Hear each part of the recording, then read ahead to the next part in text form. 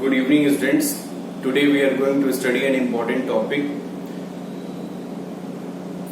from your examination point of view.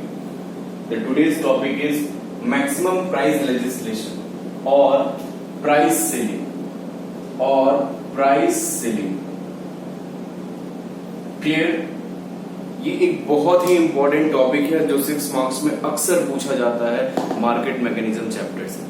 What do you mean by price ceiling, और इसके बाद एक topic आता है floor pricing, that will be the last topic of your chapter. Okay my dear student, so today we will discuss to this topic. Okay, so what is price ceiling? Price ceiling होता क्या, या maximum price legislation क्या है? Maximum price legislation and price ceiling, ये होता क्या है इसको पहले हम समझते हैं. प्राइस सीलिंग होता क्या है? तो प्राइस सीलिंग मैंने लिखा भी है, देख लीजिए यहाँ पे. ठीक है, इसका एक नाम है. आइए देखते हैं क्या है. Price ceiling refers to fixing the maximum price of a commodity. क्या कह रहा है? Price ceiling refers to fixing, क्या है? Fixing the maximum price of a commodity at a level lower than equilibrium price. At a level lower than the equilibrium price. आपने देखा क्या price ceiling क्या होता है? Price ceiling refers to fixing. कौन fix करता है? गवर्नमेंट फिक्स करती है. ठीक है ना. The maximum price of a commodity at a level lower than the equilibrium price. अच्छा, समझ में आया? कुछ लोग को तो आ गया होगा, क्योंकि डेफिनेशन में बहुत सिंपल और मीनिंग, मतलब अपनी लैंग्वेज में इसको मैं डेफिनेशंस को लिखता हूं, बुक इस लैंग्वेज से बिल्कुल भी डिफरेंट होता है. ठीक है ना.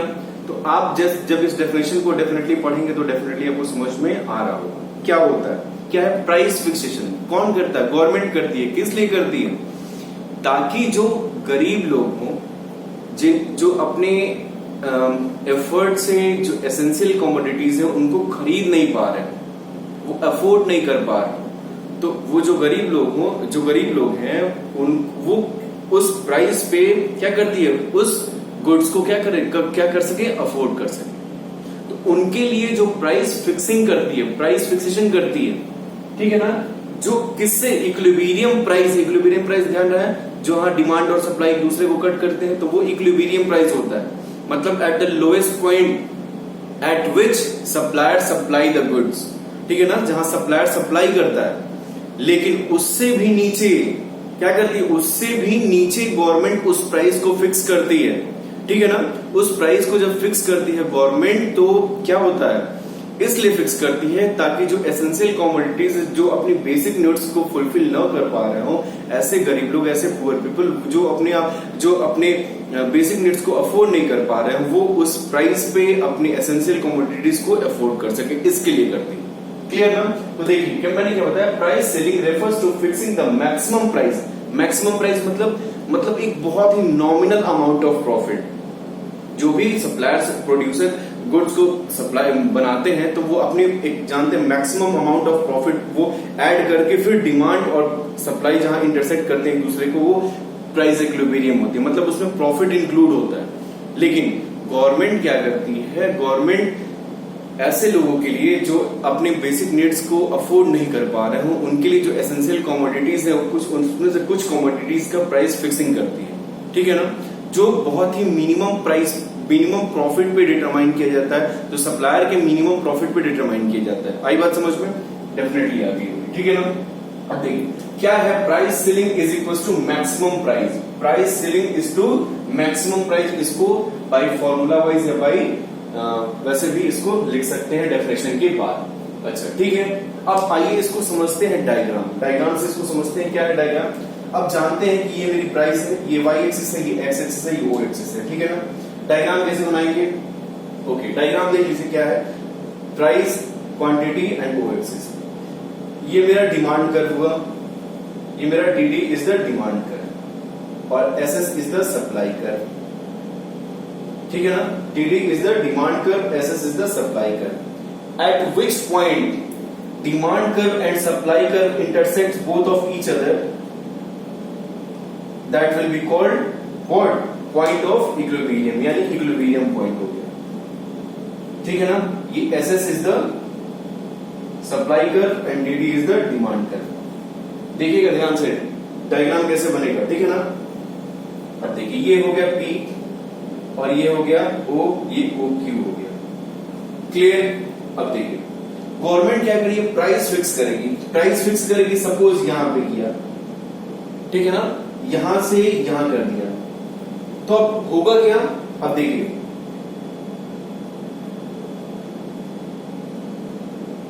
इस पॉइंट पे सप्लाई कर्व को काटेगा और इस पॉइंट पे डिमांड कर्व को काटेगा,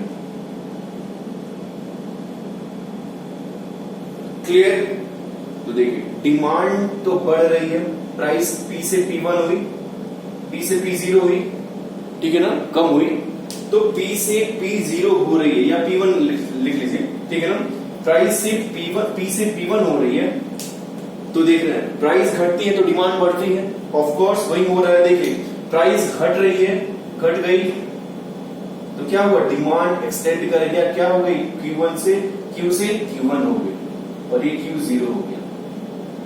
लेकिन सप्लाई क्या हो गई, सप्लाई प्राइस घटने से सप्लाई घट गई, ये मेरा सप्लाई कर्व है, देख लीजिए सप्लाई कर्व को ये कहां टच कर रहा है, ये यहां पे टच कर रहा है, तो मेरी सप्लाई यहीं तक रहेगी ना, Q से Q0 हो गई।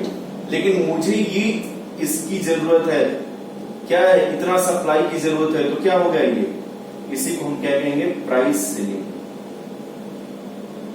क्या कहेंगे, प्राइस सीलिंग कहेंगे, ये जो, ठीक है, क्या कहेंगे, प्राइस सीलिंग कहेंगे, क्लियर। अच्छा अब देखिए क्या है, अब इससे इसका एक्सप्लेनेशन कैसे करेंगे, डायग्राम बन गया ये, in the above diagram O axis, Y axis and X axis, okay. DD is a demand curve and SS is the supply curve, okay. क्या इफेक्ट आया देखते हैं, and eight which point demand curve DD and supply curve SS will intersect to each other, that will be price equilibrium। ये price equilibrium हो गया, okay. अब when government fix the price, तो क्या होता है, P से P1 हो गया, OP से क्या हो गया, OP से OP1 हो गया, तो प्राइस क्या हुआ, प्राइस कम हुआ, लेकिन सप्लाई क्या हुआ, सप्लाई भी कम हो गया। प्राइस कम हुआ, क्वांटिटी कम हो गई, डिमांड तो बढ़ गई है, ये डिमांड बढ़ गई है, ये क्या है, डिमांड बढ़ गई है, देखिए, लेकिन जो क्वांटिटी क्या है, क्वांटिटी की जो सप्लाई हो गई वो कम हो गई। क्यों, क्योंकि सप्लाई का इनवर्स रिलेशनशिप का रूल आपने समझा है, नहीं समझा है, जब प्राइस बढ़ेगी तो सप्लाई बढ़ेगी, क्योंकि पॉजिटिव रिलेशन होता है, प्राइस कम होगा तो सप्लाई भी कम हो जाएगी। कोई भी सप्लायर क्या अपनी सप्लाई को अपने गुड्स को सप्लाई नहीं करना चाहेगा, क्योंकि उसकी प्रॉफिट बहुत कम हो जाएगी। तो इससे क्या क्रिएट होगा, इससे क्या क्रिएट होगा, ब्लैक मार्केटिंग स्टार्ट हो जाएगी। क्या स्टार्ट हो जाएगा, ब्लैक मार्केटिंग स्टार्ट हो जाएगी। तो प्राइस सेलिंग कभी कभी क्वेश्चन में पूछा जाता है कि is the price ceiling is the main reason for the black marketing. एक ये भी रीजन है, यस, एक बहुत बड़ा इंपॉर्टेंट रीजन प्राइस सेलिंग को माना जाता है, क्लियर। तो इस तरीके से आप देख रहे हैं क्या हुआ, ये जो क्वांटिटी, आप फिर देखिए प्राइस कम हुआ, प्राइस कम हुआ तो सप्लाई कर्व को कहां टच कर रहा है, यहां इस पॉइंट पे टच कर रहा है, ओके। तो ये तो सप्लाई कर्व है ना, तो सप्लाई कर्व मेरा यहीं तक तो बन रहा है, तो मेरी जो क्वांटिटी यहां तक थी वो मैं कहां तक दे रहा हूं, OQ0, यानी मेरी सप्लाई क्या है, OQ1 to OQ0 तक आ गई, लेकिन प्राइस OP2 OP1 आ गई, इसको भी 0 कर लेते हैं, ठीक है ना, OP0 कर लेते हैं, देख रहे हैं आप लोग,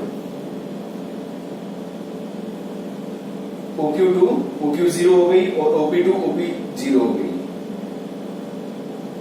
क्लियर। मतलब प्राइस भी घट रहा है और क्वांटिटी भी घट रही है, डिमांड बढ़ रही है लेकिन क्वांटिटी है ही नहीं, no supplier wants to supply their goods, clear. तो उस कंडीशन में इसका इफेक्ट क्या निकल के आता है, ठीक है ना। तो इस तरीके से इसको हम क्या करेंगे, एक्सप्लेन करेंगे, और एक्सप्लेन करने के बाद इसकी हम नीड्स को लिखेंगे। क्या है नीड्स? देखिए नीड्स क्या है? It's generally imposed on essential items. क्या लिख रहा है? It's generally imposed on essential items. ये जरूर लिखिएगा, essential items, and it's fixed below the equilibrium price. किस प्राइस पे बिलो फिक्स किया जाता है? देखिए यहां से यहां फिक्स कर रहा है ना, P से P0 लेके आए, यहां फिक्स कर रहे हैं ना, it's fix below the equilibrium price, तो OP से OP0 हो गया। The reason for price ceiling is that equilibrium price is too high. क्यों? रीजन क्या होता है? क्योंकि इक्विलिब्रियम प्राइस बहुत ज्यादा रहता है, उस इक्विलिब्रियम प्राइस को poor people can't afford to, is too high for the common people to afford. Clear? तो ये नीड है इसकी, ठीक है ना। अब इसको थोड़ा सा और डिटेल में हम समझेंगे। जैसे क्या है कि इसकी जो रीजन है, क्या रैशनलिज्म है, ठीक है ना। गवर्नमेंट क्या क्या इसके इफेक्ट आते हैं। तो जब ब्लैक मार्केटिंग स्टार्ट हो जाएगी तो इसके जो आउटकम होंगे वो क्या क्या इफेक्ट आएंगे? वो इफेक्ट आएंगे ये क्या, कैसे इसको दूर किया जाएगा, गवर्नमेंट कैसे इसको दूर करेगी। तो फर्स्ट कम फर्स्ट सर्व, ठीक है ना। एक मतलब जो पहले आएगा उसको मिलेगा, एक तरीका ये हुआ।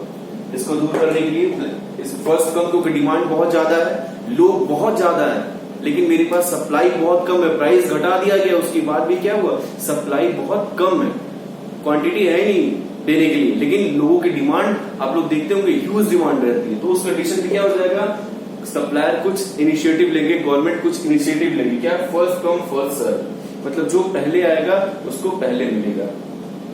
दूसरा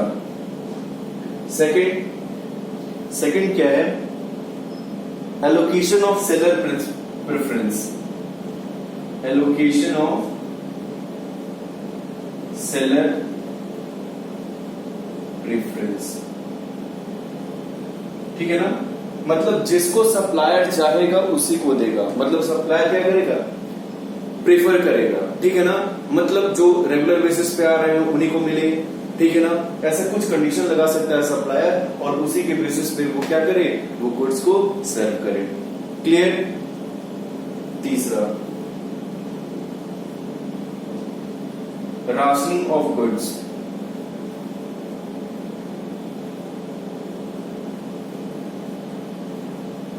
राशनिंग ऑफ गुड्स का मतलब क्या हुआ, मतलब गवर्नमेंट अपना क्या खोल ले, न्यूनतम, अरे जो PDS पब्लिक डिस्ट्रीब्यूशन सिस्टम, अपना खुद का दुकान खोल ले, और सब डायरेक्ट गुड्स जो जरूरतमंद पीपल, नीडी पीपल,